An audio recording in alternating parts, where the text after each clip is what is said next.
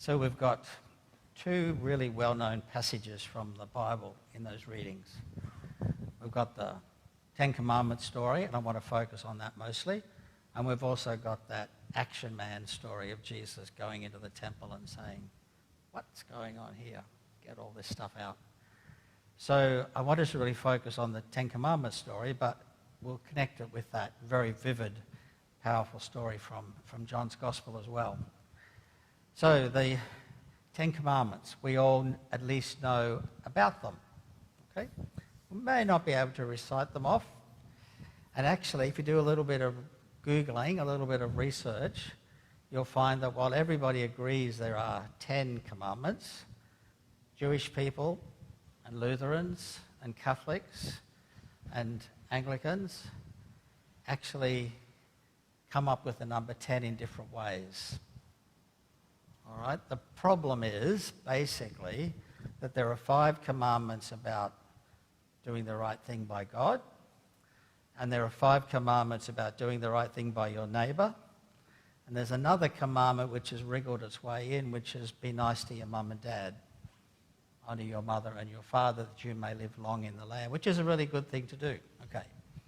But it's kind of wriggled its way in between the God stuff and the neighbour stuff.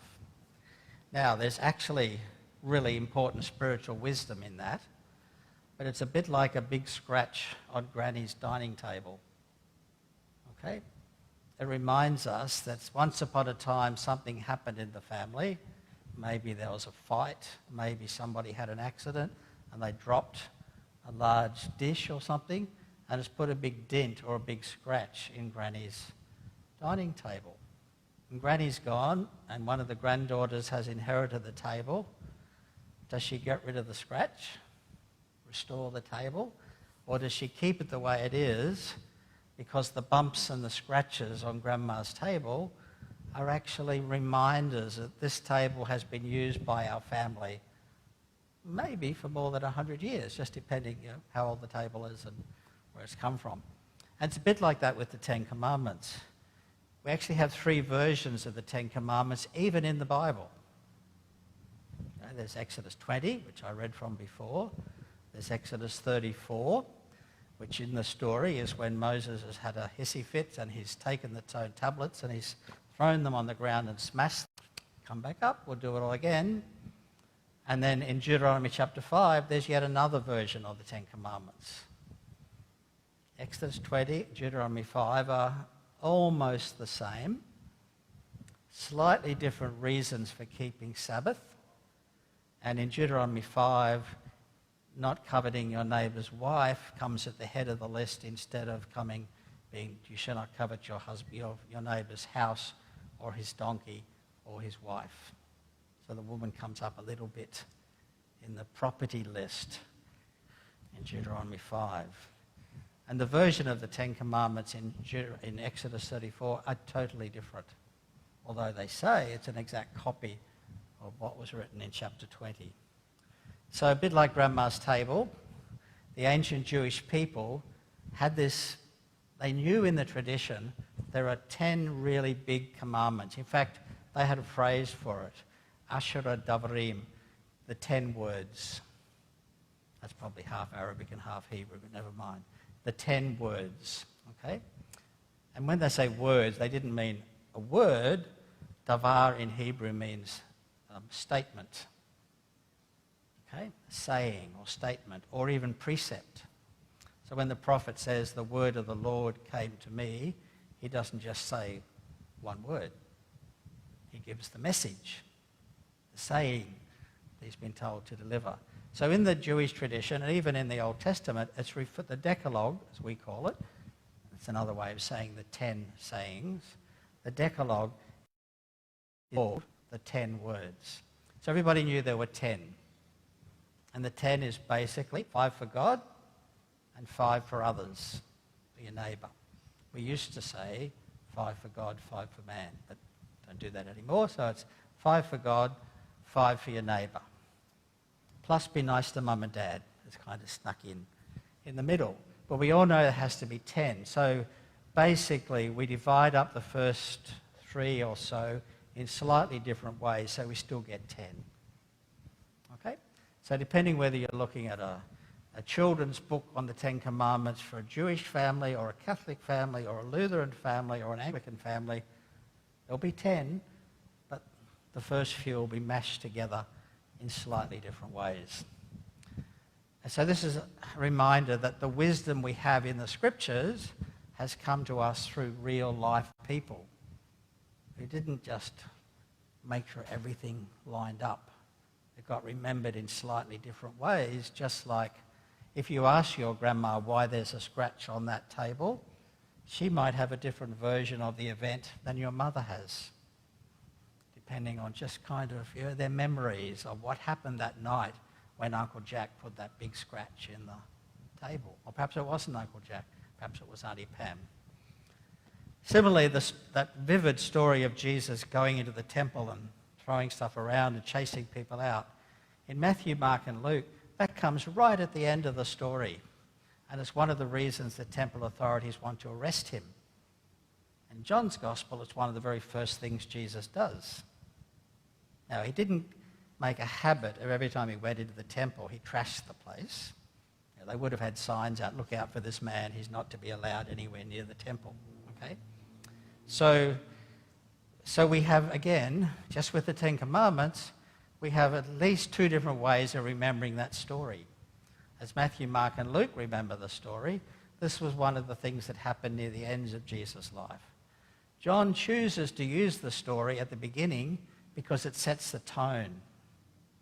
It provides a lens through which to look at the story. And John is really saying, in the story that follows, you're going to see conflict between Jesus and the temple authority. So he shifted that event up to the front of the gospel in order to make that point for his readers.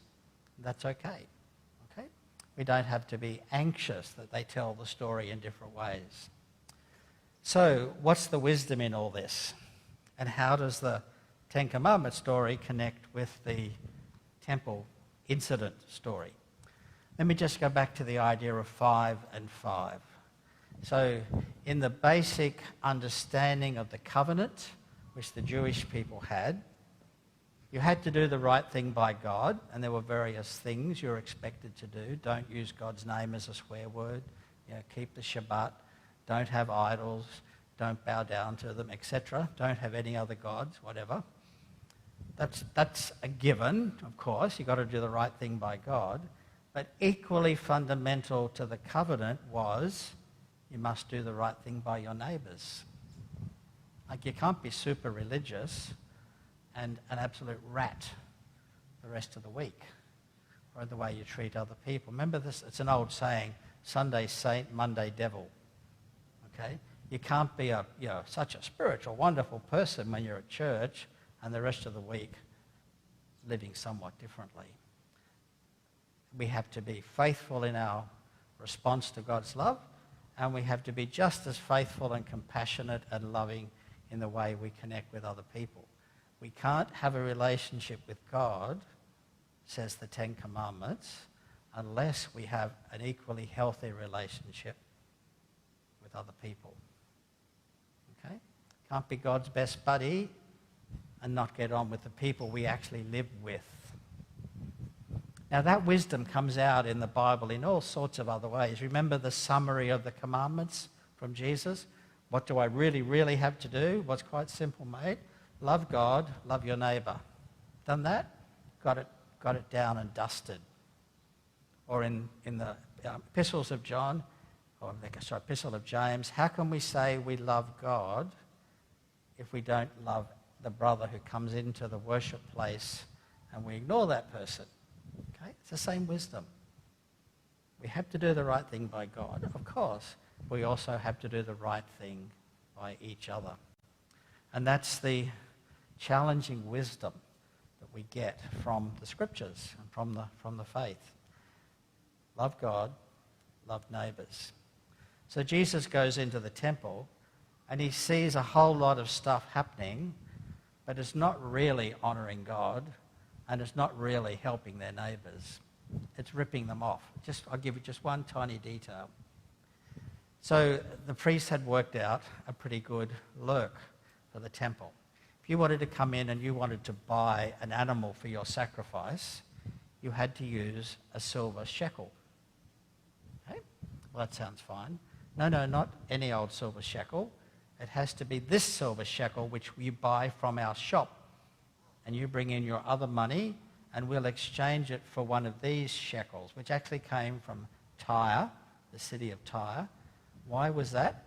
Because the priests in the temple at Jerusalem knew that the shekel, or the denarius as they would have called it, the denarius from Tyre was 97% pure silver. Okay? Nothing but the best. Okay? So they're basically exploiting the worshippers. Say, well, you've got to use one of these coins and we will sell it to you at a special rate. Okay, now that's not honouring God and it's not doing the right thing by your neighbour. And Jesus goes, yeesh, we've got to put a stop to this. Okay? So there's a kind of connection between the principles in that first reading, 10 Commandments, 5 for God, 5 for other people, and then Jesus coming into the temple, or imagine Jesus coming into the cathedral and saying, guys, what you're doing here is failing that double standard. So that's the challenge, isn't it? Individually and collectively, our lives have to be doing the right thing by God and doing the right thing by other people. We can't, it's not an either or. Okay? We're accountable to God on both points. Amen.